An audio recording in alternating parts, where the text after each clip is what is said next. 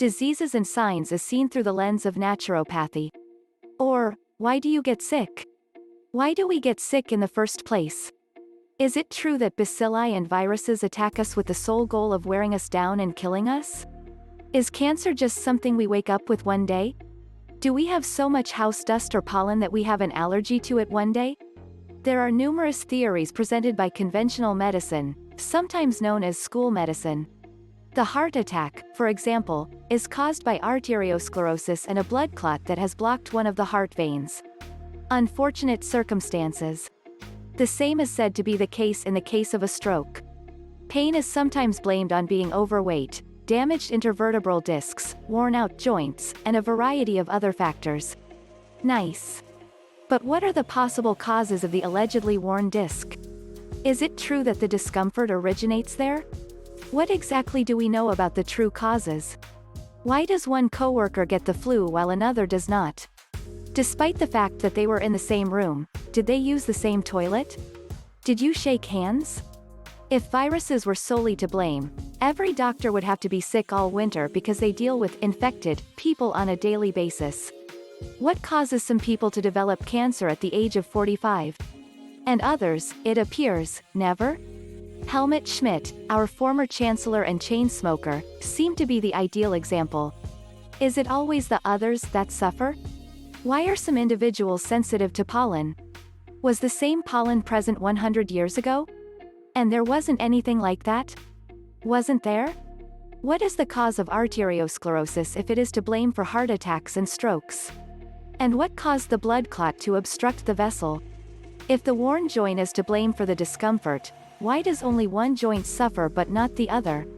After all, that is typically just as worn out, isn't it? And the images, CT, MRT, X-ray, are virtually invariably taken from the painful side. The true origins of sickness. Specialists in various diseases, both medical and alternative physicians, frequently strive to discover an answer to the question of why certain diseases exist in the first place. And these experts are frequently able to provide quite persuasive responses. We frequently hear explanations that we either have a cause or that we cannot test. Example. Why do I have such knee pain? Asks the patient. Orthodox doctor. Unfortunately, you are no longer the youngest. In addition, you have severe osteoarthritis in your knee. Most patients are initially pleased with this. Oh, I see. Osteoarthritis. Is that, however, the cause? After all, osteoarthritis is simply wear and tear on the joint, or, more specifically, wear and tear on the cartilage of the joint. If that is meant to be the source of the discomfort, what is the source of the wear and tear? Is it true that this wear and tear is to blame for the pain? After all, there are no pain receptors in the knee cartilage. So, where is the discomfort coming from? The following is an example. Why do I have such back pain? Says the patient. You have a kidney yin issue, says alternative Dr. 1. You have a clogged lumbar vertebra, says alternative medicine practitioner number 2. Other alternative healing approaches, for example, do not inquire about causes. Homeopathy, for example, just collects symptoms and searches for the characteristics of each patient's ailment before attempting to discover the appropriate solution. So, which is correct? Because, at first glance, it appears that for every operation and every therapist, there will be patients who will tell you that this therapist or this procedure helped them. See how difficult it is to identify a cause or reason. Why do you get sick? In the following, I'd like to present you explanations that have broad applicability and, in my opinion, will always be valid. Missing and/or incorrect movement is the number one cause of sickness. The second cause of sickness is improper and/or excessive food consumption. Poisons, narcotics, and other dangerous substances are the third leading causes of disease. Fourth cause of disease. Psychosocial variables, stress. When the number of disease-causing agents becomes excessive, the barrel overflows.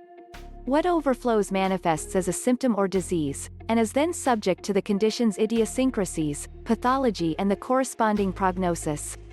So there are a few screws that can now be turned. A. Stop or reduce the influx. To do this, the following steps have been taken. Physical activity as a treatment. Mobility instruction. Fascia conditioning. Avoid exposure to environmental contaminants. A nutritious diet. Stress control. B. Check to see if the drain is clear, and then clear it. Detoxification. Purification. Deacidification. Of course, a variety of critical components are required for the drain to function properly. Both the overflowing of the barrel and the unblocking of the drain are aided by medicinal plants. It is entirely dependent on the plant. The same is true for homeopathy. C. It is possible to strengthen the resilience, but this is of no use if the barrel is already overflowing.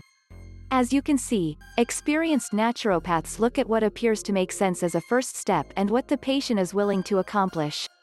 Read also my contribution, 5 Steps to Better Health and Self-Healing. Perhaps you are overlooking 2 causes that are frequently blamed. These are what I refer to as pseudo causes. Viruses, bacteria, fungi, and parasites are pseudo causes of sickness number 1.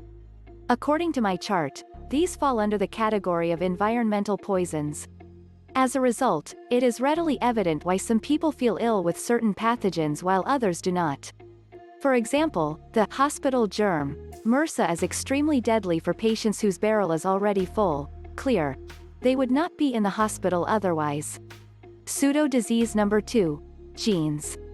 As is so frequently the case, the good and evil of humanity are rendered dependent on science's omnipotence and superior modes of action over nature. It was announced at the beginning of the 2000s that genetics would be able to decode all gene codes, fully understand the related hereditary disorders, and deliver the corresponding remedies within 10 years at the most. Politicians from the 1990s, including Bill Clinton, and numerous scientists agreed that, thanks to the genetic revolution, the healthcare system of 2010 would have little resemblance to that of 2000. A $3 billion campaign then highlighted the severity of this optimism.